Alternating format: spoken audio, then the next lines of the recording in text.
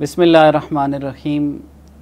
عشقاباد.com کے سلسلے آپ کا میزبان حماد نیازی اور میرے ساتھ موجود ہیں مشتاق احمد۔ آج دوبارہ آپ سے ہم کلام ہو رہے ہیں اور آج ہم اپنی گفتگو میں جس شخصیت کو شامل گفتگو کر رہے ہیں، ہماری بر صغیر کی اردو شاعری میں خصوصاً اگر دیکھا جائے تو اس وقت جو چند آوازیں بڑے اختصاص کے ساتھ اور یعنی اگر ہم کہیں کہ نمائندہ ترین جو ہماری سنجیدہ شاعری ہے، اس میں اگر ہم کو 4-5 لوگوں کا تذکرہ کرنا چاہیں تو ان میں ایک بہت ہی اہم نام محترمہ حمیدہ شاہین کا ہے۔ تو وہ آج ہمارے درمیان موجود ہیں، میں ان کا بہت شکریہ، آپ نے وقت نکالا۔ آج ہماری خوش نصیبی ہے کہ بڑے عرصے کے بعد آپ سے گفتگو کا موقع میسر آیا ہے، تو اس کا آغاز کرتے ہیں۔ آغاز میں عمومی جو ایک سوال پوچھا جاتا ہے کہ ادب کے ساتھ آپ کی جو وابستگی ہے وہ کب اور کیسے ہوئی، اس حوالے سے تھوڑا سا بتائیے گا۔ بہت شکریہ آپ کا۔ ادب کے ساتھ وابستگی کی ابتدا اکثر یہ سوال کیا جاتا ہے۔ مجھے کبھی بھی اس بات کی سمجھ نہیں آ سکی کہ میں ادب کے ساتھ کیسے وابستہ ہوئی، کیونکہ جب میں نے ہوش سنبھالا ہے تو میں ادب کے ساتھ وابستہ تھی۔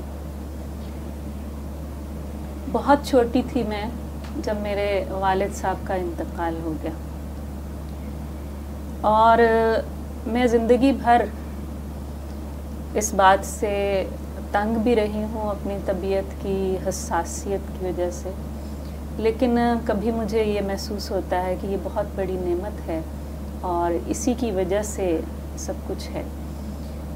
تو غالباً وہ حساسیت تھی کہ جس نے میں نے محسوس کیا اپنی والدہ کے دکھ کو، اپنے گھر کے حالات کو، اپنے والد صاحب کے ہجر کو، اور میں نے بہت چھوٹی عمر میں ہی نظم کی صورت میں اپنے والد صاحب سے جدائی کو رقم کرنا شروع کر دیا تھا۔ یہ بہت بعد میں مجھے احساس ہوا کہ یہ شاعری ہے۔ اور جہاں تک ردم کی، وزن کی بات ہے، تو یہ بھی بہت عجیب سی بات ہے، شاید لوگوں کو عجیب لگے، مجھے بھی کبھی لگتی ہے عجیب، کہ یہ میرے اندر ہی موجود تھا ردم، کیونکہ میں نے جب لکھنا شروع کیا تو اس وقت بھی بہت سی چیزیں میں وزن میں ہی لکھتی تھی، بے وزن بہت ہی کم، میں نے شروع میں بھی بہت کم بے وزن لکھا۔ تو ردم کا جو شعور ہے یا آگہی ہے وہ خود بخود ہی ایک اندر موسیقیت موجود تھی۔ دوسری جماعت میں تھی میں شاید جب میں نے پہلی بار بیت بازی کے مقابلے میں حصہ لیا۔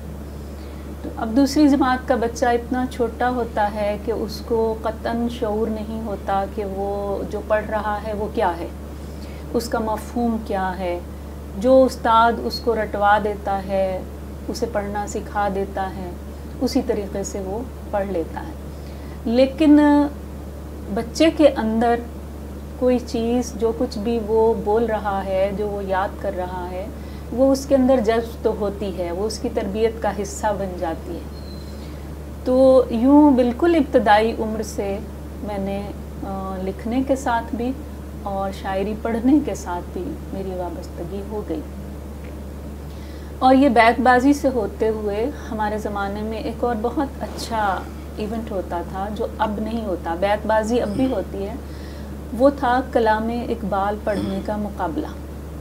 اس میں ہمارے اساتذہ کرام ہمیں بانگ درا تو پوری کی پوری زبانی رٹوا دیتے تھے، اور وہ اصل میں وہ مقابلہ ادائیگی کا اور تلفظ کا ہوتا تھا۔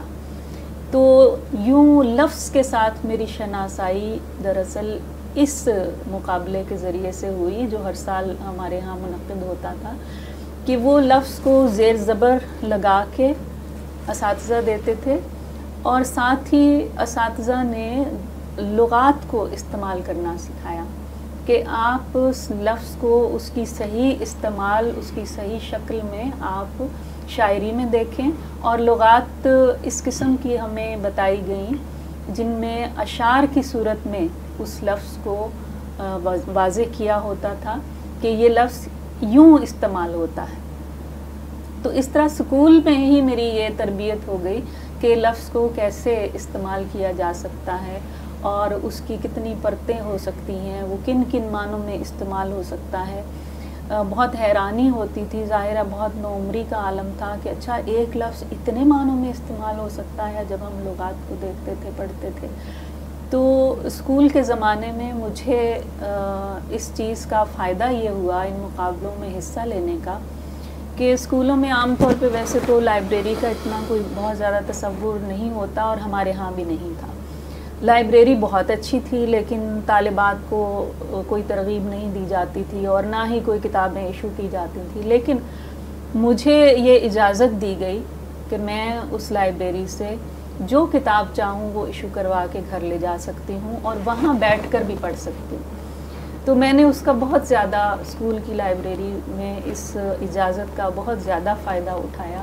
اور بعض اوقات تو میں کلاسز چھوڑ کے اس لائبریری میں الماریوں کے درمیان جو جگہ ہوتی ہے وہاں چوکڑی مار کے میں بیٹھ جاتی تھی، کتابیں 2-4 چن لیتی تھی، جو وہاں پڑھی گئیں باقی اٹھا کے گھر لیا.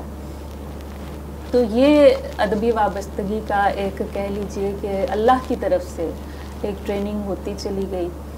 اور میری اردو کی استاد تھیں اسکول میں مس شمیم عزیز، تو اس میں ان کا بہت زیادہ کردار ہے کتابوں کی طرف راغب کرنے میں، یہ بتانے میں کہ کون سی کتاب پڑھنی چاہیے کون سی نہیں پڑھنی چاہیے، کیونکہ یہ بھی بہت اہم ہوتا ہے کہ کیا آپ نے نہیں پڑھنا. اگرچہ میں نے اس بات پہ بہت زیادہ عمل نہیں کیا کہ کیا نہیں پڑھنا، میں نے ہر طرح کی بچپن میں کتابیں پڑھیں، جاسوسی ڈائجسٹ بھی پڑھے، یہ خواتین ڈائجسٹ، پاکیزہ ڈائجسٹ یہ بھی پڑھے، ساتھ میں وہ بڑے بڑے ناول بھی جو کہ اردو تراجم جو ہے عالمی ادب کے اس لائبریری میں موجود تھے وہ پڑھ ڈالے. تو یہ سب کچھ اکٹھا ہوتا رہا میرے اندر. اور باقاعدہ غزل گوئی جو ہے وہ میں نے 9th کلاس میں پہلی غزل جو ہے وہ لکھی تھی، اور پہلا شعر تو شاید 7ویں 8ویں جماعت میں لکھا تھا، وہ بھی بیت بازی کے لیے لکھا تھا کہ اڑے پہ ختم ہونے والے اشعار بہت ہوتے تھے، اڑے سے شروع ہونے والا شعر کوئی نہیں ہوتا تھا. تو میں نے سوچا کہ یہ ایک نئی بات کی جائے کہ کوئی شعر ایسا بنایا جائے جو اڑے سے شروع ہوتا ہو. تو اس طرح میں نے ایک شعر بنایا جو اڑے سے شروع ہوتا تھا. تو یوں اسکول میں باقاعدہ آغاز ہو گیا، اور اس زمانے میں میں جو لکھتی تھی مس شمیم عزیز کو دکھا دیتی تھی جا کے. اور اتفاق یہ ہوا کہ جب میں کالج میں گئی تو مس شمیم عزیز کی پروموشن ہوئی اور وہ بھی کالج میں پہنچ گئی، اور میری اردو کی ٹیچر ٹھہری وہاں پر کالج میں بھی. تو یہ جو ساتھ 2-3 برس کا ان کے ساتھ میرا رہا 9th میں 10th میں 1st ایئر میں اور 2nd ایئر میں، تو اس نے میری بہت زیادہ رہنمائی کی ہے ان کے مس شمیم عزیز کے ساتھ میں کہ مطالعہ کی سمتیں متعین کرنے میں ان کا بہت زیادہ کردار رہا ہے. تو یہ وابستگی کی کوئی ایسی کہانی ہے کہ جس میں کوئی خاص نہ ٹریننگ ہے نہ کوئی ٹریننگ دینے والا شخص ہے، کوئی ایسی ہستی ہے، کوئی استاد بھی نہیں ہے، لیکن خود بخود یہ ہوتا چلا گیا ہے. اور شاید اللہ تعالیٰ نے مجھے اس طرف لانا تھا، اس وجہ سے ہوتا چلا گیا. اور باقی میری زندگی میں سارا کچھ ہی ایسے ہے کہ خود بخود ہی ہوا ہے، میں نے ارادی طور پہ شاید کچھ بھی نہیں کیا، خاص طور پہ ادب کے معاملے میں. شکریہ میم. آپ نے فرمایا کہ آپ کی ادبی زندگی کا تخلیق شعر کا آغاز جو ہے وہ اسکول سے ہوا، تو میں جاننا چاہوں گا کہ آپ نے اپنی ادبی زندگی کے آغاز میں کن کن شعراء کو پڑھا، اور مطالعہ جو ہے خاص طور پر شاعری کا اور عالمی ادب اور فکشن کا وہ تخلیقی عمل میں کتنی اہمیت رکھتا ہے؟ یہ 2 مختلف سوالات ہیں اور لیکن آپس میں مربوط بھی بہت ہیں. کن شعراء کو اسکول کے زمانے میں پڑھا، آپ جانتے ہی ہیں کہ کچھ شعراء ایسے ہیں جو اس وقت بھی اور اس زمانے میں بھی ہر اسکول ہر کالج کی لائبریری میں لازمی طور پر موجود ہی ہوتے ہیں. تو ان کا نام بھی نہ لیں تو معلوم ہی ہے. تو ظاہر ہے لیکن اس میں جس شاعر کو میں نے بہت زیادہ پڑھا اور وہ ظاہر ہے زیادہ ان کا کام تھا بھی، وہ تھا کلیات میر. اب یہ اتنی ضخیم چیز تھی کہ وہ ایشو نہیں کرتے تھے اسکول والے لائبریری والے اس کو، لیکن وہ پرنسپل کی خصوصی اجازت سے میں نے ایشو بھی کروایا. اور پھر اس میں سے ایک چیز جو بیت بازی کے لیے ہمیں عادت پڑی ہوئی تھی، اسی کو ایکسٹینڈ کر کے میں نے یہ کیا تھا کہ بیت بازی کی جو ڈائری ہوتی تھی اس میں تو ہم بیت بازی کے حوالے سے اشعار لکھتے تھے، لیکن ایک ڈائری میں نے بنائی جس میں میں اپنی پسند کے منتخب اشعار لکھتی تھی. تو کلیات میر سے پھر میں نے اپنی پسند کے منتخب اشعار تحریر کیے اور یہ سلسلہ پھر چل نکلا کہ جتنی کتابیں بھی وہاں پہ موجود تھیں کلاسک شعراء کی، وہ سب میں نے پڑھی اور ان میں سے اشعار منتخب کر کے اپنے ڈائری میں لکھے. تو یہ دو طرح سے یعنی چلتا تھا سلسلہ شاعری کا، ایک بیت بازی کے لیے شعر منتخب کرنا ہے اور ایک اپنی پسند کا شعر جو ہے وہ پیرالل اپنا لکھنا ہے.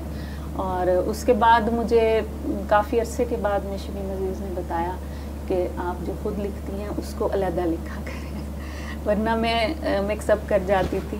اور میری ایک دو دوست بھی ایسی تھیں جو خود لکھتی تھیں، معروف شخصیت ہیں اب ماشاءاللہ، ڈاکٹر نجیبہ عارف. تو وہ میری کالج فیلو تھیں. اسکول کے زمانے سے ہماری آپس میں، وہ دوسرے اسکول سے آتی تھیں، میں دوسرے اسکول سے جاتی تھی، واقفیت تو تھی. تو فرسٹ ایئر میں مجھے مشمیم عزیز نے کہا، اب ہمیں پتہ، اس کو بھی نہیں معلوم ہوتا تھا کہ ہم اکٹھا ہی لکھ دیتے تھے اور وہ پتہ نہیں چلتا تھا کہ یہ نجیبہ تم نے لکھا تھا، تمہاری چیز تھی، یا یہ میری چیز تھی. پھر ہمیں پتہ چلا کہ نہیں، یہ ایسی چیز ہے جسے محفوظ کرنا چاہیے اور الگ لکھنا چاہیے اور یہ باقاعدہ بھی اس کو لکھا جا سکتا ہے. تو یہ فرسٹ ایئر میں تقریباً ہمیں اس چیز کا شعور آیا کہ ہمیں اپنی جو بیاض ہے وہ بھی تیار کی جا سکتی ہے. میم آپ نے بیت بازی کا 2 بار ذکر آیا یہاں پہ، اور آپ نے ڑے سے شعر کہا، تو وہ شعر یاد ہے آپ کو؟ بہت سارے طالب علم اب بھی بیت بازی کرتے ہیں تو انہیں ڑے سے کوئی شعر نہیں ملتا. شعر مجھے یاد نہیں ہے، لیکن مجھے یہ یاد ہے کہ کانسیپٹ اس کا کیا تھا، کہ کانسیپٹ اس کا میں نے یہ لیا تھا کہ اڑے پہاڑ کے آخر میں یوں آتا ہے.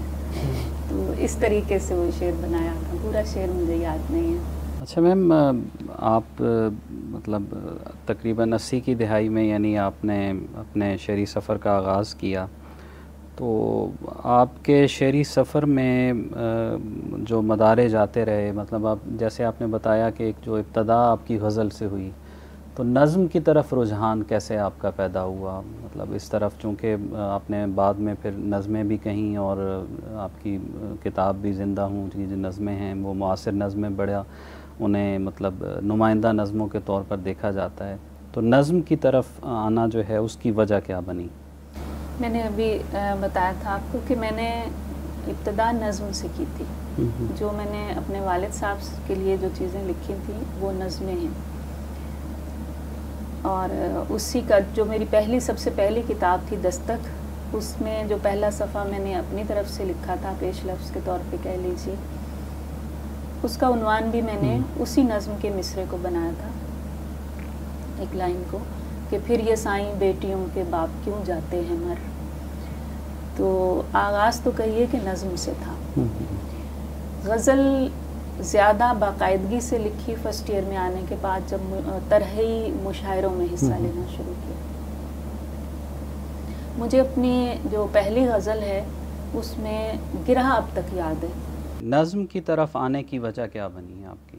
نظم میں نے آغاز ہی نظم سے کیا تھا، اور چونکہ اس وقت اتنی چھوٹی تھی کہ غزل کے قواعد و ضوابط کا کوئی خاص علم بھی نہیں تھا، تو اپنا اظہار کہہ لیجئے کہ کرنا تھا اپنے والد صاحب کے لیے. جو کچھ میں نے لکھا بعد میں احساس ہوا کہ یہ نظمیں ہیں. اور میں نے اپنی پہلی کتاب دستک کا جو پیش لفظ لکھا تھا اس کا عنوان بھی میں نے اسی پہلی نظم کا ایک لائن تھی کہ پھر یہ سائیں بیٹیوں کے باپ کیوں جاتے ہیں مر. تو یہ میں نے اپنے والد صاحب کے لیے جو نظمیں لکھی تھیں وہ کافی میرے پاس اب تک محفوظ بھی ہیں، اور مجھے احساس ہوتا ہے کہ وہ اس زمانے میں نے لکھی، بہت چھوٹی عمر میں لکھی، لیکن جیسے میں نے ابھی کہا کہ وہ نظمیں ہی تھیں، یعنی یہ نہیں تھا کہ وہ کوئی ایسی چیز تھی جسے ہم کہیں کہ نہ جانے یہ کیا ہے. غزلیں میں نے لکھنا شروع کی زیادہ باقاعدہ فرسٹ ایئر میں. طرحی مصرے دیے جاتے تھے ہمیں، بین الکلیاتی مقابلے ہوتے تھے اور آل پاکستان ہوتے تھے. اب میں نے دیکھا اپنے تدریسی زندگی میں کہ یہ جو دہشت گردی کا ایک معاملہ ہماری زندگی میں در آیا، اس کی وجہ سے وہ جو آل پاکستان یا آل پنجاب مقابلے ہوتے تھے وہ سکڑ کر رہ گئے، اور وہ اپنے ضلع کی حد تک مقابلے ہوتے ہیں. لیکن ہمارے زمانے میں وہ پورے پاکستان کے مقابلے ہوتے تھے. ہم دوسرے صوبوں میں بھی جاتے تھے اپنے اساتذہ کرام کے ساتھ، اور کل پنجاب تو روٹین کی بات تھی کہ ہم جو ایک مارچ اور اپریل کا مہینہ تھا تو ہمارا بستر بند کھلتا ہی نہیں تھا. ہم لوگ ایک کالج سے آتے تھے اور دوسرے شہر کی طرف چل پڑتے تھے. لاہور اگر آئے ہیں تو لاہور میں ایک صبح ایک کالج میں شرکت کر رہے ہیں، شام ایک کالج میں شرکت کر رہے ہیں. تو یہ ایک بہت اچھی فضا تھی اس زمانے میں. تو وہ طرحی مصرع دیا جاتا تھا جس پہ ہم غزل لکھتے تھے. تو فرسٹ ایئر میں جو میں نے پہلی غزل لکھی تھی اس کا مجھے اب بھی گرہ یاد ہے. باقی غزل تو مجھے یاد نہیں، لیکن وہ گرہ اس لیے یاد رہ گئی کہ مجھے بعد میں ایک جو مجھے یاد ہے فیصل آباد میں جو گورنمنٹ کالج ہے جو اب یونیورسٹی ہے، وہاں پر یہ مقابلہ تھا. تو ججز میں سے مجھے بعد میں کسی نے کہا کہ آپ کو یہ انعام اس گرہ کی وجہ سے ملا ہے. تو طرح مصرع تھا، یوں گل کھلیں کہ بعد صبا کو خبر نہ ہو. تو میں نے گرہ لگائی تھی کہ تم مسکراؤ اور ہمیں دیکھنے نہ دو، یوں گل کھلیں کہ بعد صبا کو خبر نہ ہو. تو مجھے، اور اس میں کچھ اشعار بے وزن بھی تھے چونکہ ابتدائی زمانہ تھا.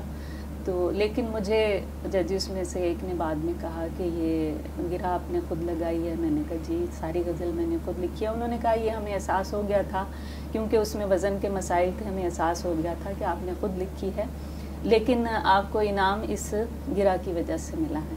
تو اس وجہ سے مجھے وہ گرہ اب تک یاد رہ گئی، اور اس یوں غزل کا آغاز ہو گیا طرح مشاعروں کے ذریعے سے. اچھا میم، یہ آپ چونکہ ایک مشرقی معاشرے سے ہی جو ہے ادبی منظر نامے پر آئی ہیں، اور اسی طرح آپ دیکھتی ہیں کہ ہماری بہت ساری خواتین جو شاعرات ہیں یا ادیب ہیں وہ بھی اسی پس منظر سے آ رہی ہوتی ہیں. لیکن کیا وجہ ہے کہ خواتین کے اندر، مطلب حالانکہ اگر دیکھا جائے تو ان کے اندر حساسیت بھی ہے، ذہانت بھی ہے، ایک تخلیقی جو مطلب اپج ہے وہ بھی موجود ہوتی ہے، لیکن اوورآل اگر ہم ادبی منظر نامے کو دیکھتے ہیں تو بہت ہی کم خواتین شاعرات ہمیں ایسی نظر آتی ہیں کہ جو ایک مین سٹریم جسے آپ کہتے ہیں اس میں ان کو رکھا جا سکے، یا انہیں مطلب ایک سنجیدہ ادب کے جو ایک اگر ہم لسٹنگ کریں ان کی تو اس میں شامل کیا جا سکے. تو اس کی کیا وجہ ہے؟ اس کی اتنی وجوہات ہیں.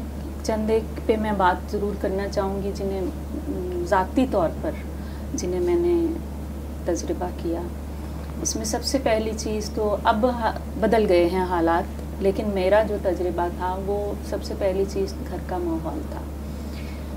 پڑھنے پر کوئی اعتراض نہیں تھا. میرے والد صاحب کی بہت سی کتابیں گھر میں موجود تھیں، گھر میں رسائل بھی آتے تھے، اور جو مرضی آپ گھر میں پڑھیں. لیکن جو پابندی تھی، میں نے ابھی بتایا کہ والد صاحب کی وفات ہو گئی تھی، ہم بہت چھوٹے تھے. تو میرے 3 بھائی تھے، 3 بھائی ہیں ماشاءاللہ حیات. ان میں سے جو میرے سب سے چھوٹے بھائی تھے ان کی طرف سے پابندی تھی. ان کا ایک جملہ تھا کہ شریف لڑکیاں شاعری نہیں کیا کرتی.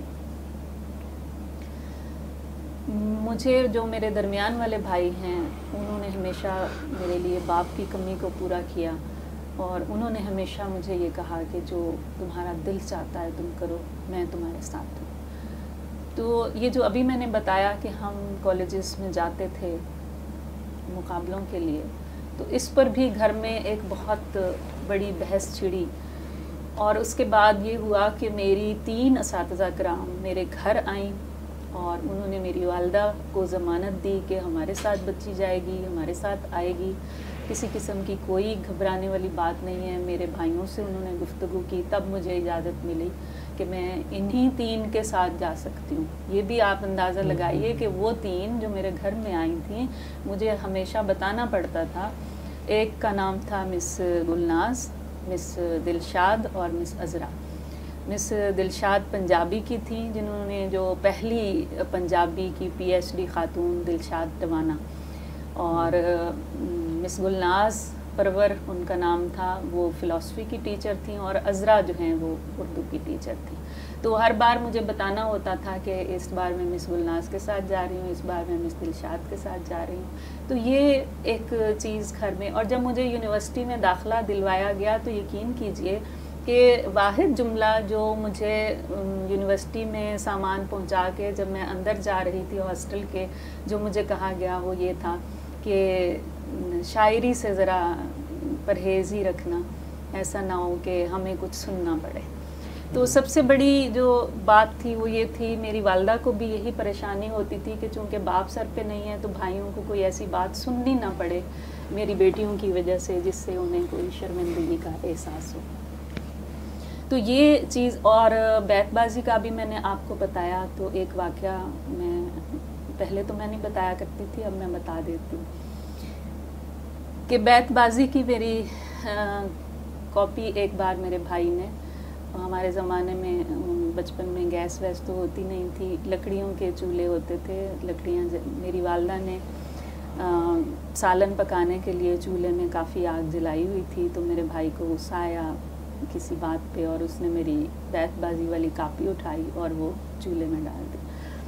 اب میری والدہ بالکل خاموش، وہ غیر جانبدار رہا کرتی تھی اس طرح کے تمام معاملات میں، اور میں رو رہی ہوں اور میری جو بڑی بہن ہے وہ مجھے چپ کروا رہی ہے۔ اسی چپ کروانے کے دوران اس نے مجھے ایک جملہ کہا، اس نے کہا کہ چپ کر جاؤ، ہم دوبارہ بنا لیں گے۔ تو اسی رات ہم نے بیٹھ کے، اس نے کہا میری بہن نے کہ تم بولو میں لکھتی ہوں۔ تو وہ چونکہ ظاہرہ زبانی یاد ہوتا تھا، یہ تک یاد ہوتا تھا کہ کس ترتیب سے اشعار لکھے ہوئے ہیں، تو جس کو ویژول میموری کہتے ہیں، وہ اصل میں میری تھی کہ مجھے صفحہ یاد سامنے آ جاتا تھا جب بھی میں کوئی چیز پڑھوں کہ فلاں صفحے پہ فلاں لائن میں یہ لکھا ہوا ہے، تو وہ میں بولتی گئی اور ہم نے صبح تک وہ کاپی دوبارہ تیار کر لی۔ تو یہ چیزیں ظاہر ہے اب بھی کوئی معاشرہ اتنا بہت نہیں بدلا، بدل گیا ہے۔ ایک تو یہ چیز ہے گھر کا ماحول، اس کے بعد جب آپ معاشرے میں نکلتے ہیں وہاں بھی بہت تلخ تجربات ہوئے مجھے۔ کالج کی حد تک جب پہچانا جانے لگا، جب ہم نکلتے تھے کالج میں بین الکلیاتی مقابلوں کے لیے ٹرافیز لاتے تھے، اب بھی جب سرگودا میں گورنمنٹ کالج کی 50 سالہ تقریبات ہوئیں تو انہوں نے ایسی طالبات کو مدعو کیا جنہوں نے کہیں بھی اپنی فیلڈ میں کوئی نام بنایا یا نمایاں ہوئیں، تو انہوں نے مجھے مدعو کیا وہاں پر۔ یعنی اب تک جو ہے وہ وہاں لوگوں کو معلوم ہے کہ ہم نے کتنی ٹرافیاں وہاں پہ جیتی تھیں اس کالج کے لیے۔ اب وہ نام جب باہر نکلا تو لوگوں نے مدعو بھی کرنا شروع کیا، جیسے وہاں آرٹس کونسل تھی اور نیشنل سینٹر تھا، وہاں تقریبات ہوتی تھیں۔ تو بات بہت عجیب سی ہے لیکن سچ ہے کہ عورت کو اس کے ذہن اور اس کے دماغ سے نہیں پرکھا جاتا۔ میں نے دیکھا کہ میرے ساتھ جو میری پارٹنر ہوتی تھی مشاعرے میں اور ہم دونوں ٹرافی جیت کر لاتے تھے، اس کی چھوٹی بہن بہت حسین تھی، اور جب ہم فنکشن میں جاتے تھے تو مجھے میرے بھائی چھوڑتے تھے وہاں، وہ اپنی بہن کو ساتھ لے آتی تھی، ان کے بھی والد حیات نہیں تھے۔ کیا آپ یقین کریں گے کہ وہاں موجود لوگوں نے ہم دونوں کو اس بات پہ مائل کیا کہ وہ جو چھوٹی ہے اس کو لکھ کر دو، تاکہ وہ لکھتی نہیں تھی، اسے پڑھنا بھی نہیں آتا تھا، صرف خوبصورت تھی. اور اس کے بعد ظاہر ہے میں نے جب ہم ٹیم بناتے تھے تو ایک دوسرے کو لکھ کر تو دیتے تھے، تو لیکن اس کی بہن نے اس کو یہ کرنا شروع کر دیا کہ وہ ایک چیز اس کو لکھ دیتی تھی، ایک خود لکھتی تھی اور فنکشن میں آ جاتے تھے. تو تصور کیجئے کہ جو بہن لکھتی تھی اس کو اتنی تعریف و تحسین نہیں ملتی تھی. سب کو معلوم تھا کہ جو چھوٹی پڑھ رہی ہے وہ بڑی نے لکھ کر دیا ہوا ہے، لیکن فنکشن کے بعد سارے شاعر اس لڑکی کو گھیر کے کھڑے ہو جاتے تھے اور کہتے تھے کہ بہت خوبصورت پڑھا، بہت اچھا تھا. یہ میں نے اس چیز کو محسوس کیا اپنی زندگی میں، ابتدائی زندگی میں ہی.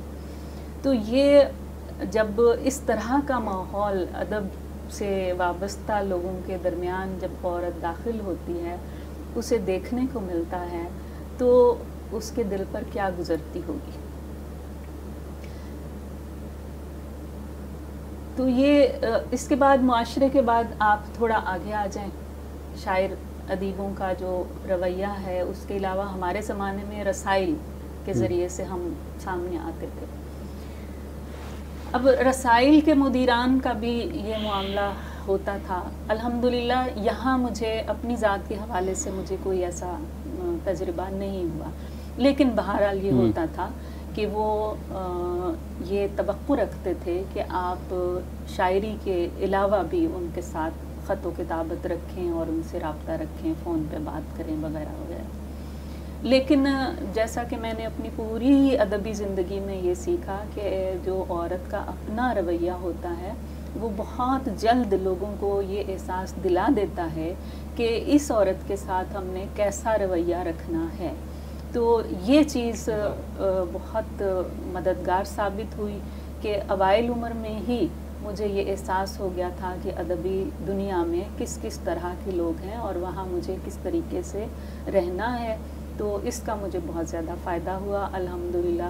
اس حوالے سے مجھے کوئی ایسا تجربہ نہیں ہوا، لیکن مشاہدات بے پناہ ہیں.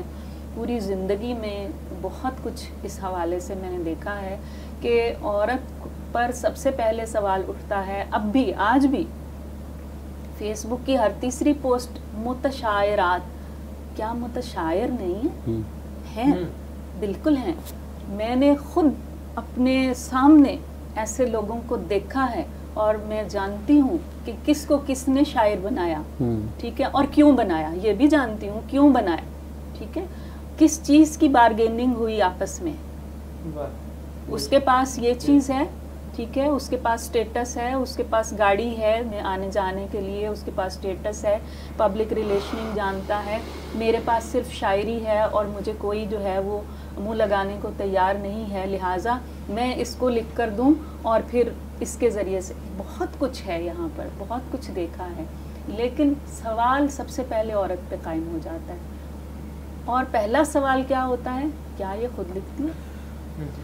پہلا سوال یہ ہوتا ہے کہ اس کے پیچھے ڈھونڈو کون ہے، کون ہے اس کے پیچھے جو اس کو لکھ کر دیتا ہے. تو مجھے یہ ایکسپیرینس ضرور ہوا، لیکن اس ایکسپیرینس کو الحمدللہ میں تھوڑی سی بولڈ تھی اس وجہ سے کہ والد صاحب چونکہ حیات نہیں تھے تو ہمیں بولڈ رہنا پڑتا تھا، مجبوری تھی ہماری. تو اس لیے میں نے اس چیز کو بہت جلدی فیس کر لیا، سمجھ بھی لیا، فیس بھی کر لیا. لیکن تھوڑا سا تجربہ مجھے اس بات کا ہوا کہ جب یہ سوال پیدا ہوا کہ اسے کون لکھ کر دیتا ہے تو کچھ لوگوں نے از خود دعویٰ کر دیا کہ ہم. تو اس کے بعد میں نے سرگودا میں فنکشنز میں جانا بالکل ترک کر دیا، لوگوں سے بات چیت بالکل چھوڑ دی. صرف رسائل میں بھیجتی تھی اور کہ لوگوں کو دور دور تک میرے دائیں بائیں آگے پیچھے کوئی شخص نظر نہ آئے کہ اسے کوئی جو ہے وہ فلاں سے اس کا رابطہ ہے یا فلاں اس کو کوئی امکان ہے کہ فلاں اصلاح کرتا ہوگا یا فلاں لکھتا ہوگا. تو یوں میں نے ایک طرح سے بالکل کٹ آف کر لیا تھا سرگودا کی ادبی زندگی میں. شروع میں گئی، لیکن اس کے بعد سال ہا سال تک میں وہاں کے کسی فنکشن میں نہیں جاتی تھی کہ یہ سوال جو ہے صرف اس سوال کی خاطر کہ میرا ارد گرد کوئی ایسا شخص ہو ہی نہیں جس پہ کسی کو شک گزرے. یہ ایک سوال کے جواب میں بہت سارے جواب بھی اور بہت سارے سبق بھی جو نئی شاعرات کے لیے بھی ہیں اور وہ شعراء جو جج کرتے ہیں بہت سارے مقابلوں میں، اور اس طرح کے رویے ہمیں بھی دیکھنے کو ملے، آج بھی دیکھنے کو ملتے ہیں. اور یہ اس کے علاوہ رسائل کے حوالے سے آپ نے تلخ حقائق سامنے رکھی، یہ بھی بہت اہم ہے. آپ کے 2 شعر پڑھتا ہوں، اس کے بعد سوال کی طرف آؤں گا.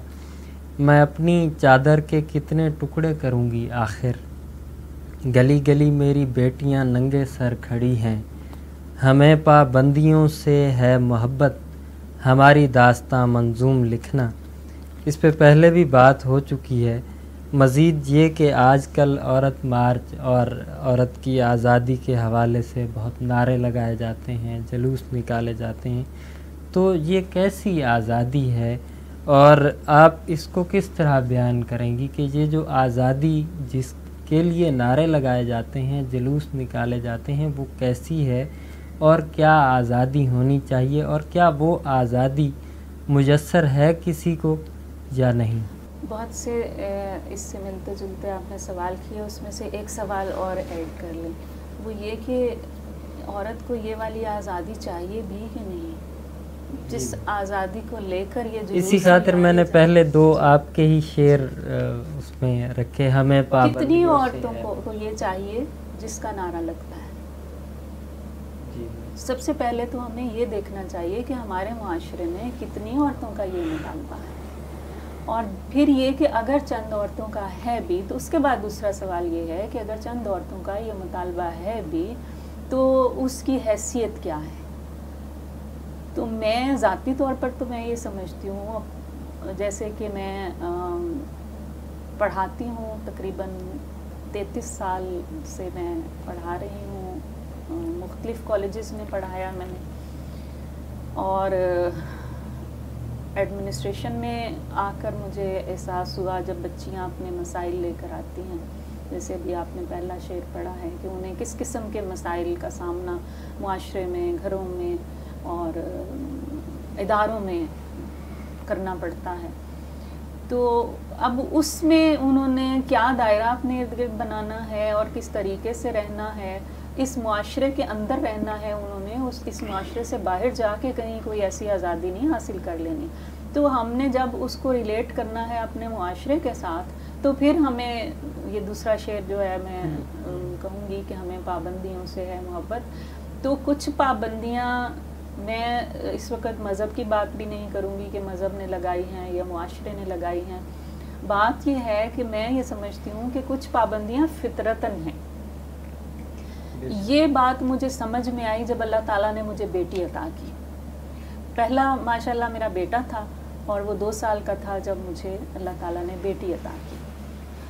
تو میں نے دیکھا جب بیٹی میرے ہاتھ میں آئی تو میں نے دیکھا کہ جس بچے کو 2 سال میں پالتی رہی ہوں وہ اس سے کتنا مختلف تھا. اس کو اللہ نے کتنا نازک، کتنا مختلف بنا کے میری گود میں ڈالا ہے. تو مجھے بہت سی چیزوں کی پہلے بھی ظاہر ہے تھی، لیکن اصل آگہی کہہ لیں یا شعور کہہ لیں یا تفہیم کہہ لیں، مجھے اس وقت محسوس ہوا کہ اللہ تبارک تعالیٰ نے جو ایک فطرتاً فرق رکھا ہے اس میں کچھ دائرے بن جاتے ہیں. ایک دائرہ مرد کا ہے، ایک عورت کا ہے، اور یہ جو نعرے لگتے ہیں آزادی کے، یہ اس میں بہت بڑی غلط فہمی یہ ہے، مردوں کو بھی ہے یہ غلط فہمی کہ شاید عورت ہماری جگہ لینا چاہتی ہے، ہمارے برابر آنا چاہتی ہے. یہ دونوں چیزیں، برابری کا نعرہ ایک تو بہت بڑی غلط فہمی ہے، برابری نہیں بھائی. دوسرا یہ کہ مرد کی جگہ بھی نہیں چاہیے، اپنی جگہ چاہیے. عورت کی جو اپنی جگہ ہے وہ اس کو چاہیے، عورت کی اپنی جگہ اس کو دے دی جائے تو اس سے بڑی اس کے لیے کوئی آزادی نہیں ہے.